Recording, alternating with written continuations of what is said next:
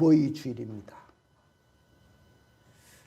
어버이 주일이 되니까 제 마음이 굉장히 무겁고 또 부모님에게 더 잘해드릴 것 한 그런 마음이 듭니다.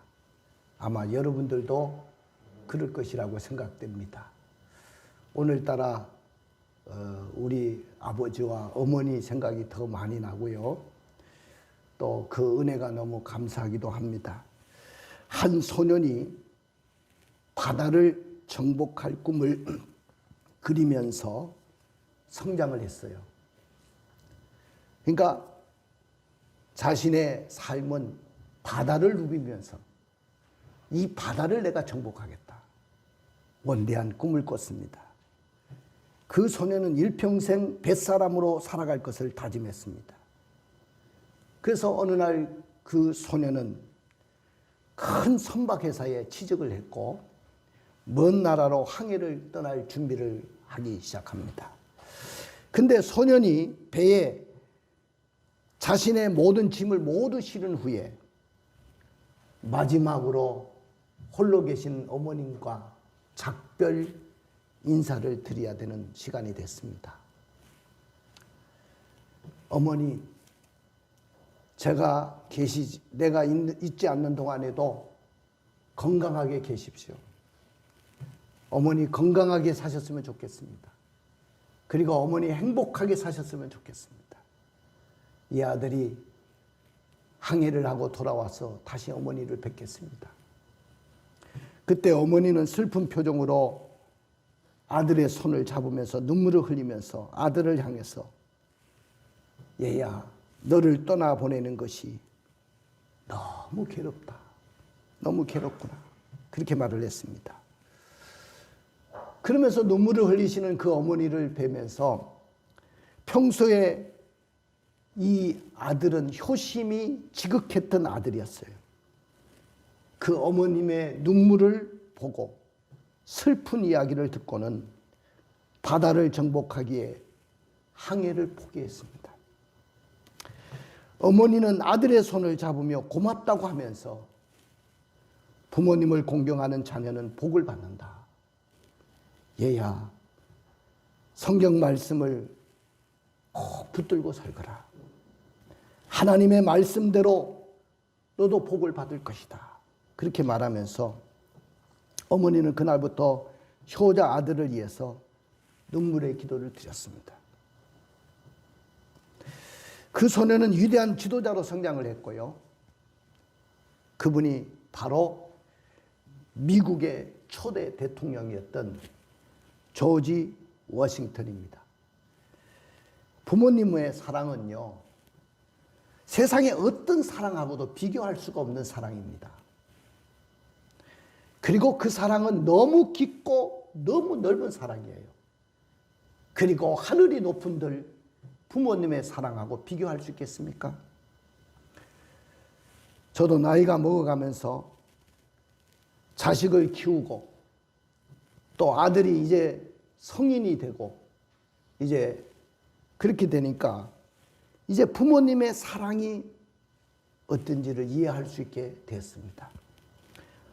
우리는 아버지와 어머니의 희생을, 어머니와 아버지의 희생과 사랑을 너무 당연시하고 어머니 아버지니까 당연히 그렇게 하셔야지 그렇게 생각하고 살았던 것이 오늘 우리들의 모습이 아닌가 생각됩니다.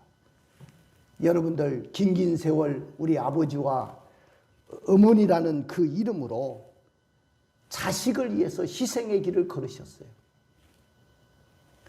그분이 바로 우리 아버지와 우리 어머니십니다. 사랑하는 성도 여러분, 나를 낳아주시고 지금까지 길러주신 부모님에게 어버이날이 되면 선물도 드리고 꽃다발도 드리고 또 요새 뭐 카톡도 날리지만은 손편지를 써가지고 사랑을 전해보십시오. 여러분들 문자라도 부모님에게 장문자를 좀 보내보십시오. 부모님에게 감동을 줄 수 있는 이벤트를 준비하는 것은 어떨까 그렇게 생각을 듭니다. 어버이 주일에 하나님께서 부모님에 대해서 어떻게 효도하라고 하셨는지 저는 오늘 성경 말씀을 통해서 말씀을 드리려고 합니다. 부모 공경 어떻게 할 것인가? 이것이 바로 오늘 우리 자녀된 우리 모두의 기도의 제목이기도 하고 또 결심이기도 합니다. 성경에 한번 말씀을 한번 읽어보겠습니다. 출애굽기 20장 12절입니다. 내 부모를 공경하라. 그리하면 내 하나님 여호와가 내게 줄 땅에서 내 생명이 길리라. 예, 모세는 십계명 두 돌판을 들고 시내산에서 내려왔습니다. 한 돌판에는 1계명부터 4계명까지의 계명이 적혀 있는데 바로 하나님께 대한 계명이었어요. 그리고 또 한 돌판은 5계명부터 10계명까지의 계명인데 인륜에 대한 계명입니다. 그 인륜의 첫 계명이 뭐냐면은 오늘 내 부모를 공경하라. 너의 부모를 공경하라. 그리하면 내 하나님 여호와가 내게 준 땅에서 내 땅에서 길리라. 앞에는 하나님의 명령으로 되어 있고 뒤에는 그 명령에 순종하고 내가 부모를 공경할 때 받을 축복을 약속하고 있습니다. 자, 그 다음에 잠언서에 보면은 잠언서 기자는 뭐라고 이야기하는지 잠언서 23장 22절 25절을 읽어주실래요?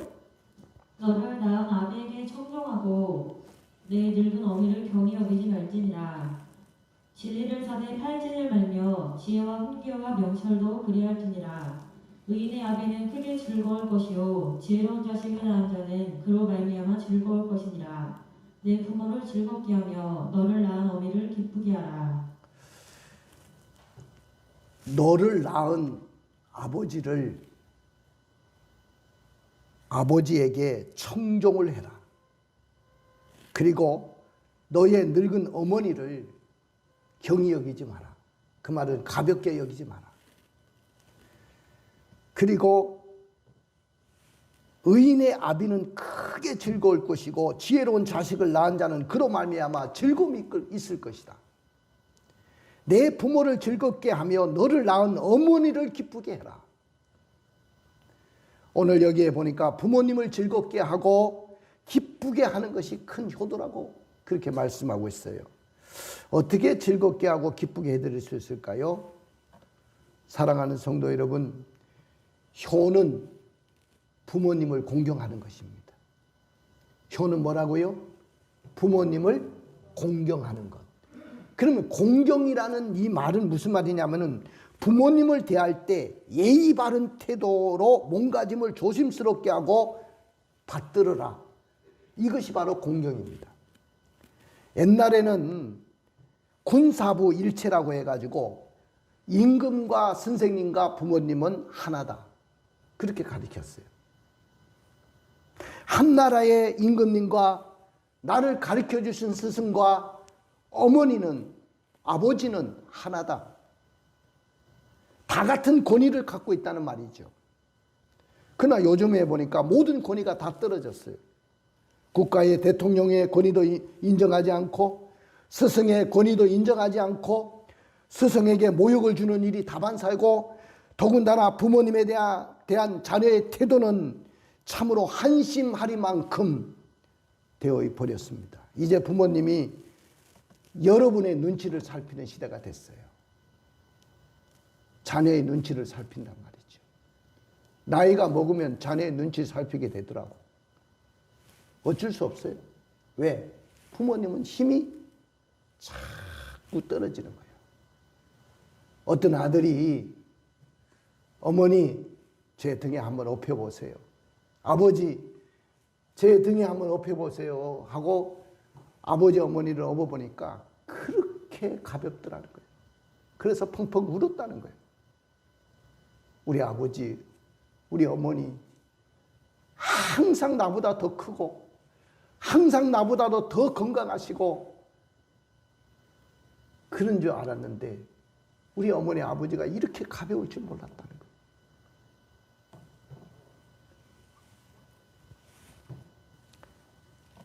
부모 공경은 인륜의 첫 계명인데 왜 모든 사람이 부모 공경을 힘들어 할까요? 오늘 이 시대에 어떻게 하는 것이 부모 공경이라고 생각합니까, 여러분들? 오늘 설교의 제목은 부모 공경 어떻게 할 것인가? 그런 제목입니다. 그러나 우리는 부모 공경이 쉽지 않습니다. 부모 공경이 쉽습니까? 말은 목사님이 맨날 부모 공경해라. 부모님에게 효도를 다해라. 너의 어머니 아버지를 기쁘게 하고 즐겁게 하고 행복하게 해라. 말씀은 그렇게 말해야지만은 정말로 부모님 공경하는 것 너무나도 어렵습니다. 쉬운 것이 아닙니다. 말씀은 그렇게 하시지만은 정말로 자식된 도리로서 부모님에게 잘한다는 것, 그건 쉬운 일이 아닙니다. 그렇게 말씀하실 겁니다. 그럼 왜 쉽지 않은가? 부모 공경이 왜 쉽지 않은가? 첫째는 부모 공경을 하려고 하다 보니까 물질적인 부담 때문에 그렇습니다. 앞으로 여러분이 부모님을 평안하게 모시려고 하면 뭐니 해도 머니가 있어야 돼요. 돈이 있어야 돼요. 물질적인 부담, 이거 걱정하지 않을 수가 없습니다. 부모님 잘 모시겠다고 하는데 돈이 없으면 어떻게 부모님을 잘 모실 수 있겠습니까? 넓은 집도 장만해야 되고 먹을 것과 입을 것도 봉양해야 되고 편찮으시면 병원에 모셔가 가지고 또 치료해 드려야 되고 자식 노릇 잘하려고 하면은 돈도 많이 벌어야 되는 겁니다. 돈이 있어야 효도도 할 수 있는 거예요.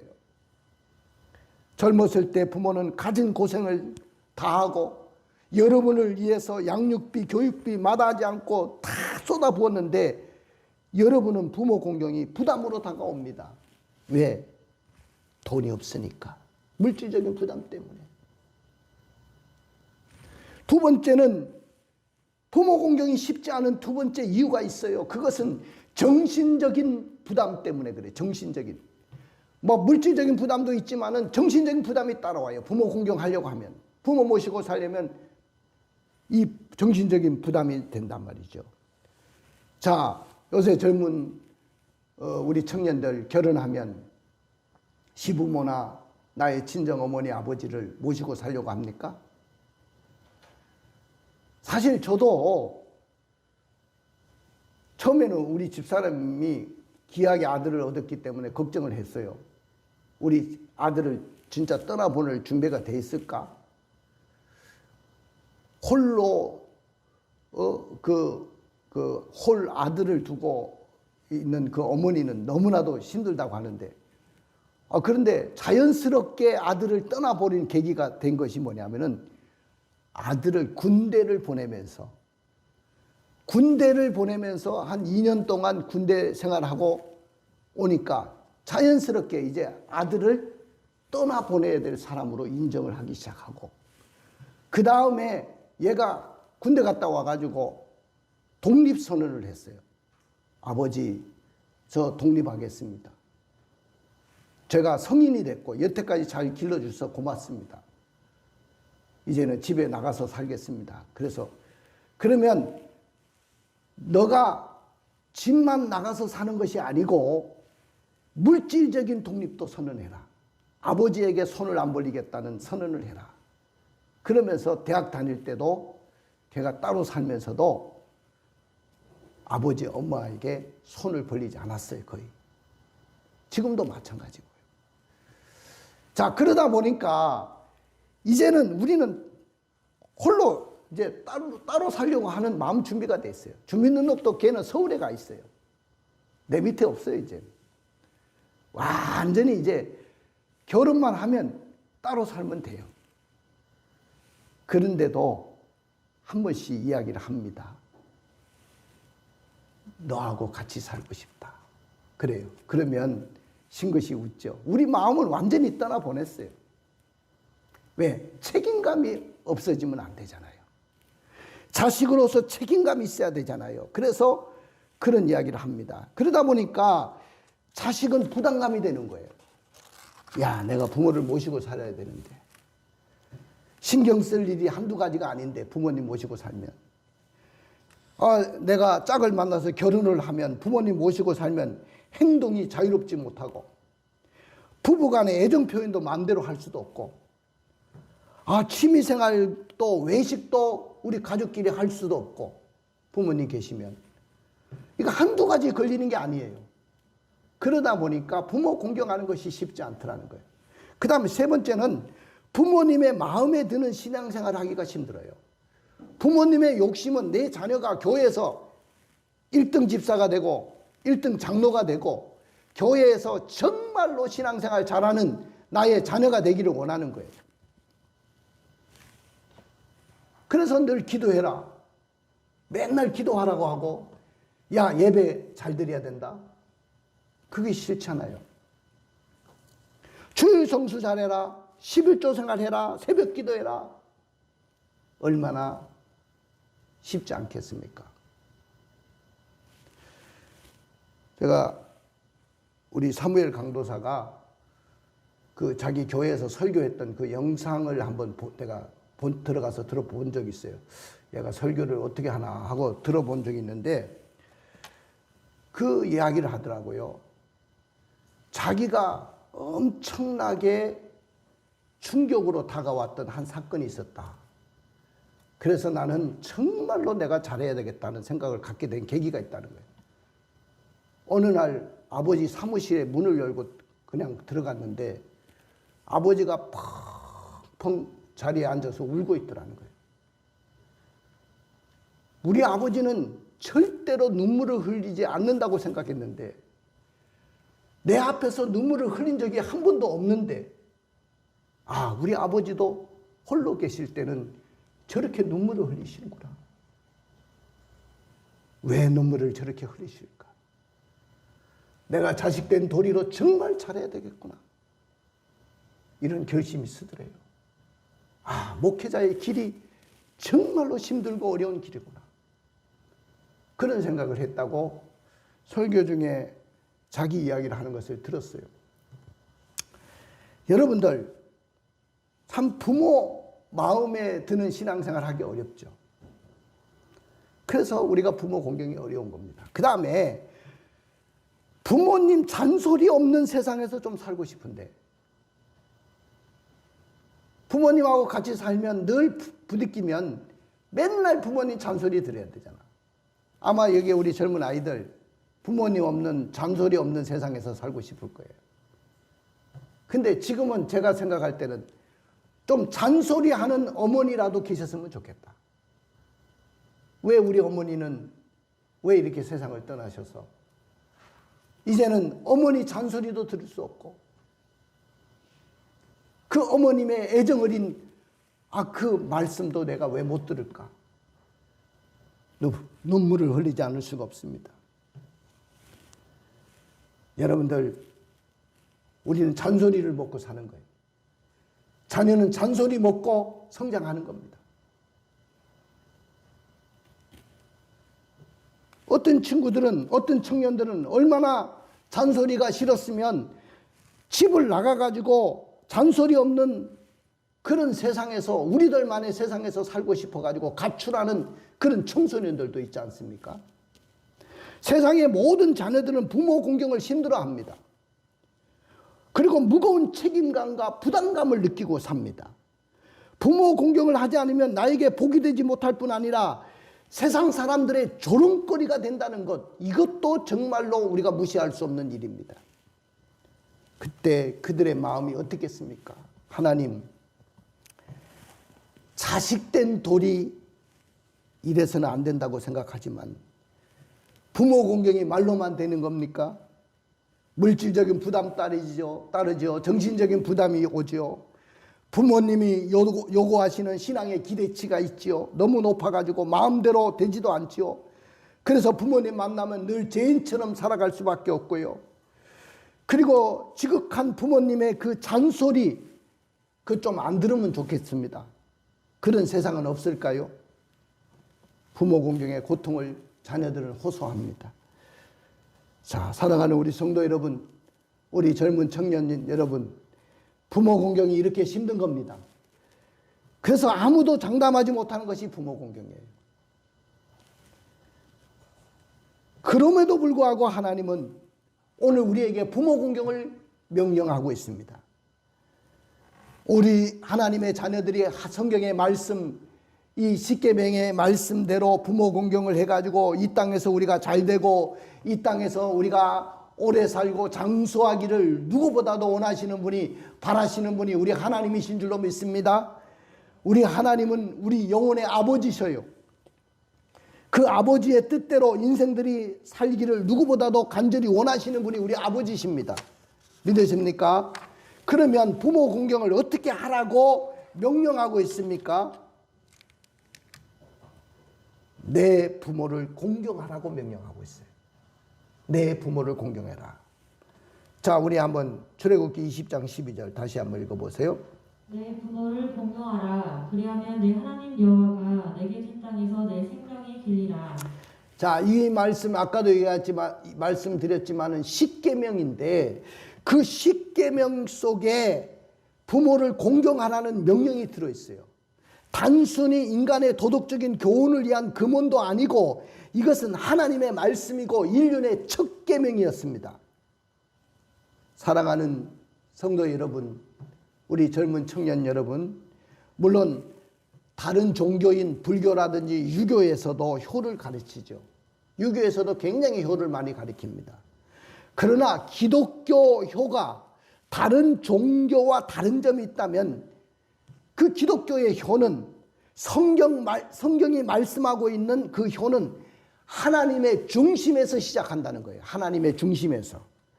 부모님은 하나님을 섬기듯이 너희들이 그렇게 부모님을 섬기라는 거예요.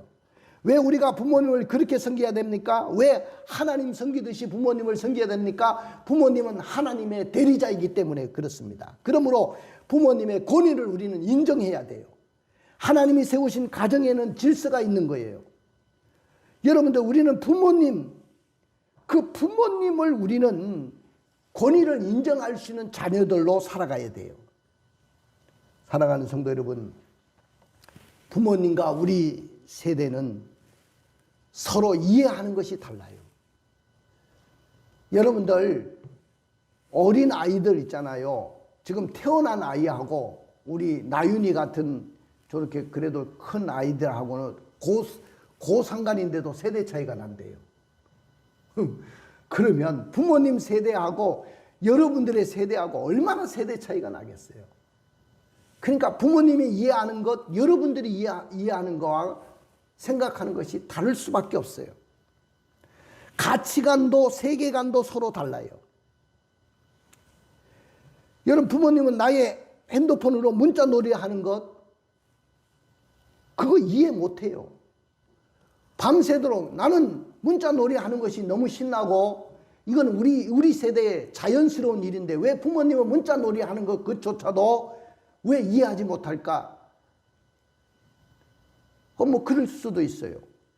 또 부모님 세대는 컴퓨터 게임하는 거 이해하지 못해요. 그래가지고 컴퓨터 게임하면 그냥 화를 내시고 그러시는 거예요. 또 나의 취미생활이나 친구를 사귀는 것도 부모님은 이해하지 못할 때가 있어요. 그럼 왜 부모님 왜 이해하지 못할까? 그렇게 생각할 때가 있습니다. 그래서 막 그럴 때는 화가 날 때가 또 있죠. 그러나 여러분들, 세대 간의 가치관과 세계관의 차이가 있다는 거예요.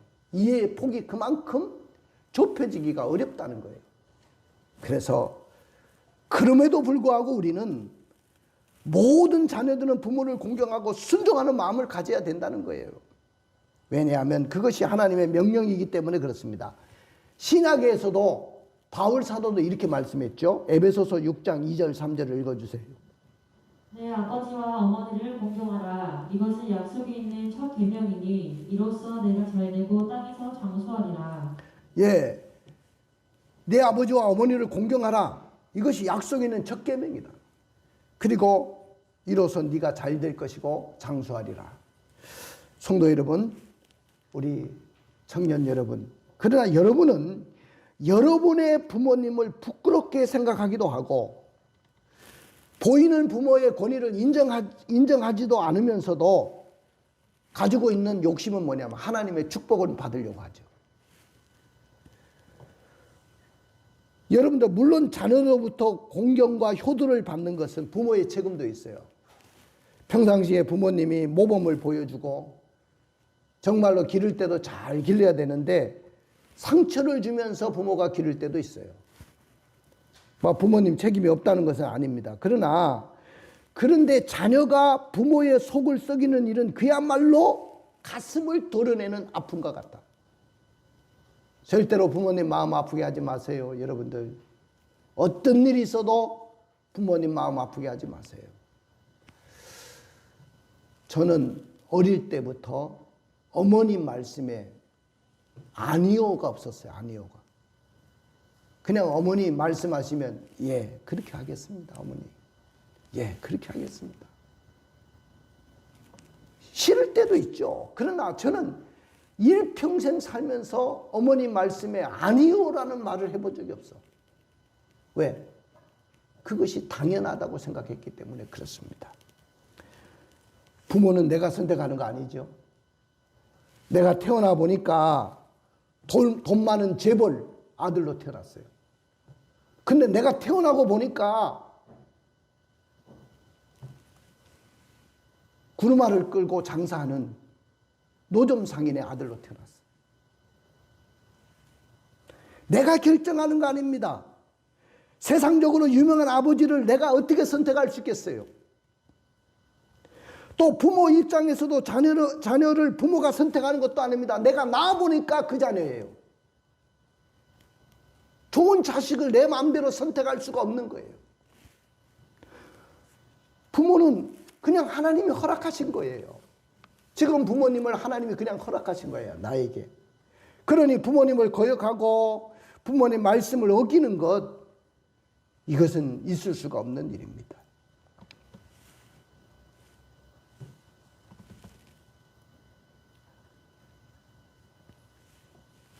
우리 일제시대 때 이영렬이라는 청년이 어머니가 고생하면서 어머니께서 솔방울을 주워 모아가지고 번 400원, 그 당시에 400원의 그 돈을 보내주셔가지고 어머니 내가 피아노를 사고 싶습니다 하니까 어머니가 돈이 있어야죠. 그래서 손방울을 산에 가서 주워가지고 그 400원을 그 당시에 400원을 만들려고 하면 이 어머니의 손이 얼마나 아프셨고 얼마나 까지고 얼마나 상하셨을까. 그 생각하면서 어머니의 마음이라는 노래를 지은 겁니다. 1절만 한번 불러봅시다. 나실제 괴로움 다 잊으시고 반주 한번 불러주세요. 반주 한번 쳐주세요. 나실제 괴로움 다 잊으시고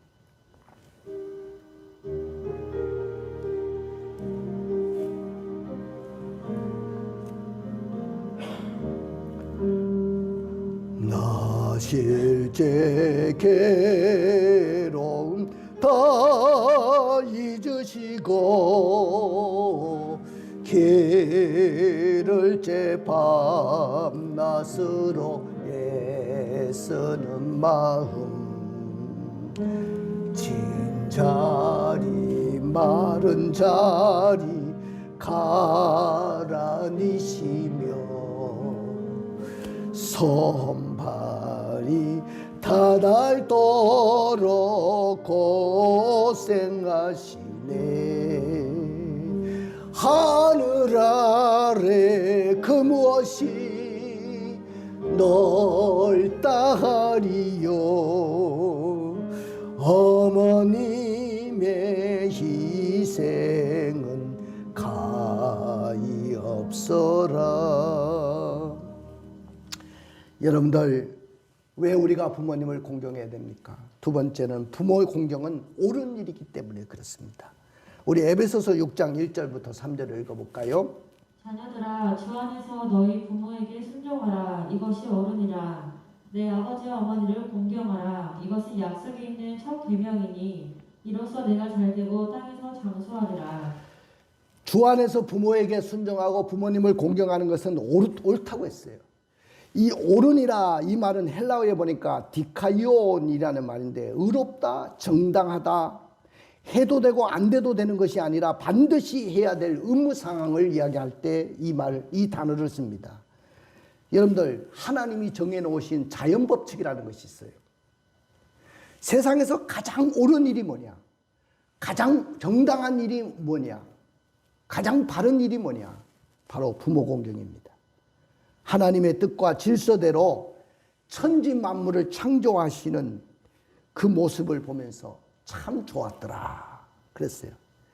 이처럼 부모 공경도 하나님의 뜻과 질서 가운데 정해진 거예요. 여러분들, 비는 하늘에서 땅으로 내립니다. 물은 위에서 아래로 흘러내려갑니다. 나무는 땅 속에 깊이 뿌리를 받고 위로 올라갑니다. 이런 것은 하나님이 정해놓으신 법칙이라는 거예요. 근데 이 법칙이 깨지면 혼란이 오고 생태계가 다 무너지는 거죠.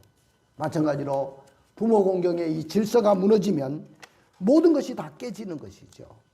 그렇기 때문에 옳은 일이라는 거예요. 그 다음에 세 번째는 부모 공경이 곧 축복이라는 사실입니다. 축복이라고 했어요. 자, 계속해서 우리가 성경에서 말씀하고 있죠. 자, 출애굽기 20장 12절도 읽어보세요. 내 부모를 공경하라. 그리하면 내 하나님 여호와가 내게 준 땅에서 내 생명이 길리라. 내 부모를 공경하라는 말은 명령이지만은 그리하면 이후의 말씀은 축복이잖아요. 그 다음에 에베소서 6장 1절에서 3절. 자녀들아, 주 안에서 너희 부모에게 순종하라. 이것이 옳으니라. 내 아버지 어머니를 공경하라. 이것은 약속에 있는 첫 계명이니 이로써 내가 잘되고 땅에서 장수하리라. 여기서 이로써 네가 잘되고 땅에서 장수하리라. 자, 이 땅에서 내가 잘되고 내가 이 땅에서 오래 사는 것, 부모 공경에 달려 있다고 했어요. 그러니까 내 사업이 잘 되는 거는 내가 부모를 공경을 잘하기 때문에 사업이 잘 되는 거예요. 내가 이 땅에서 잘 되는 것, 내 가정이 잘 되는 것, 내가 부모 공경을 잘하다 보니까 그렇게 축복을 받게 되는 거죠. 자, 한번 따라해 봅시다. 효는 부모 공경입니다. 그렇습니다. 효는 물질적인 부담, 정신적인 부담이 될지라도 우리는 부모 공경을 하는 거예요. 효는 내가 내 마음에 안 드는 기독교 신앙을 부모님이 요구하더라도 부모 공경하는 거예요. 효는 부모님의 잔소리가 너무 심해가지고 부모님 잔소리가 없는 세상에서 살고 싶은 마음도 있지만은 그러나 우리는 자녀된 도리로 부모님을 공경하는 겁니다.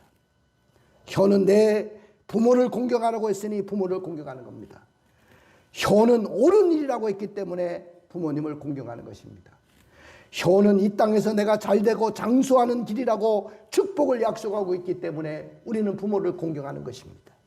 그러나 우리가 만일 부모님을 공경하지 않는다면 우리는 복은 고사하고 저주를 받고 그렇게 살아갈 수밖에 없을 거예요. 자, 잠언서 30장 17절을 읽어보실까요? 아비를 조롱하며 어미 순종하기를 싫어하는 자의 눈은 골짜기에 까닭에게 쪼이고 독수리 새끼에게 먹히리라. 어머니에게 순종 안 하면 그걸 싫어하는 자는 눈은 골짜기 까마귀에게 쪼아내고 까마귀들이 날라와가 쪼아내고 독수리 새끼들이 먹는다고 했어요. 그 부모 공경 못하면 저주밖에 없지 않습니까? 그러므로 효는 부모 공경입니다. 부모를 공경을 잘하는 자에게는 공부도 잘합니다. 부모님 공경을 잘하는 사람은 하는 일도 잘되고 승승장구합니다. 부모님 공경 잘하면 인간관계도 잘 돼요. 잘 풀려요. 그 다음에 사업도 잘 돼요. 부모 공경하니까. 부모 공경하면 그의 인생도 잘 되고 장수하게 되고 자손만대가 축복이 흘러가는 가정으로 세워질 것입니다. 가슴에 손을 얹어 보십시오. 사랑하는 우리 성도 여러분, 오늘 부모 공경이라는 부모 공경 어떻게 할 것인가 고민을 했어요. 그리고 말씀을 들었어요. 내 부모를 즐겁게 하며 너를 낳은 어미를 기쁘게 해라. 부모님을 즐겁게 하고 기쁘게 하는 것이 큰 효도라고 했습니다. 그럼 어떻게 즐겁게 하고 기쁘게 할 수 있을까요? 저는 묵상하면서 8가지를 준비했어요. 여행을 시켜드리십시오. 부모님 살아생전에 나는 좋은데 여행 다니면서 부모님도 여행 다니고 싶거든요. 비록 뭐 다리가 아프고 허리가 아프지만은 여행 좀 시켜드리세요. 좋은 세상 많이 보여드리세요. 그 다음에 용돈 많이 드리세요. 뭐니 해도 현찰, 용돈 그 부모님에게 힘이 됩니다. 밝은 웃음을 드리세요. 항상 어두운 모습 보이지 말고 밝은 웃음을 주세요. 자주 찾아뵙고 전화해야 됩니다. 이 세상에서 제일 훌륭한 사람은 부모님을 모시고 사는 사람이고, 두 번째 훌륭한 사람은 자주 부모님을 찾아뵙는 사람이고, 세 번째 훌륭한 사람은 자주 전화를 드리는 사람이에요. 형제들끼리 사이좋게 지내야 됩니다. 부모님들이 원하는 것을 해드려야 되고, 자녀가 건강하게 사는 것입니다. 바르고 지혜롭게 살아야 돼요. 그것이 바로 부모님이 원하시는 것입니다. 우리 다 같이 일어나셔서 찬양하며 나가겠습니다.